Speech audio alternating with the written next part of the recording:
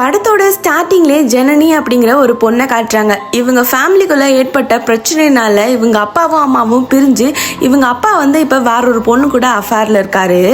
ஜனனி மட்டும் அவங்க அப்பா கிட்ட அடிக்கடி பேசுவா. இப்போ அவங்க அப்பா அஃபேர்ல இருக்க பொண்ணு அப்பாவுக்கு பர்த்டே பார்ட்டி வச்சிருக்கோம், இனிமேல் உன் பொண்ணையும் அங்கே அந்த பக்கம் அனுப்பாத அப்படிங்கிற மாதிரி அவங்க அம்மா கிட்ட சொல்லிட்டு போயிடுறாங்க.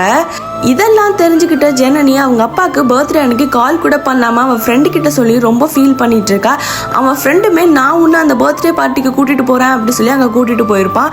செக்யூரிட்டிஸ் எல்லாம் உள்ள விளையாடுறதுனால ஜனனி அவங்க அப்பாவுக்கு கால் பண்ணா அந்த கூட இருக்கவங்க காலை கட் பண்ணி விட்டுறாங்க. இப்பதான் எப்படியோ செவரெல்லாம் ஏறி குதிச்சு உள்ள அவங்க அப்பாவை பார்க்க போலான்னா அங்க இருக்கவங்க எல்லாம் விட மாட்டாங்க. வெளியே பிடிச்சி தள்ளலான்னு போறப்பதான் ஜனனியை அவங்க அப்பா பார்த்துட்டு அவங்க அப்பாவுமே ரொம்ப ஃபீல் பண்றாரு. இதுக்கெல்லாம் காரணம் தான் கூட அஃபேர்ல இருக்க அவங்க தான் அப்படின்னு சொல்லி தெரிஞ்சதும் அங்கேருந்து சண்டை கட்டிட்டு தன்னோட பொண்ணு கூட்டிட்டு அங்கேருந்து கிளம்பி வந்துடுறாரு. அதுக்கப்புறம் அவங்க அம்மா கிட்ட பேசலாம் அப்படிங்கிற மாதிரி என்னென்னமோ ட்ரை பண்ணுறாங்க, எதுவுமே ஒர்க் அவுட் ஆகலை. கடைசியில் ஜனனியோட ஃப்ரெண்ட்ஸோட ஹெல்ப் மூலயமா ஃபேமிலியாக எல்லாரும் ஒன்று சேர்ந்து சந்தோஷமாக இருக்காங்க.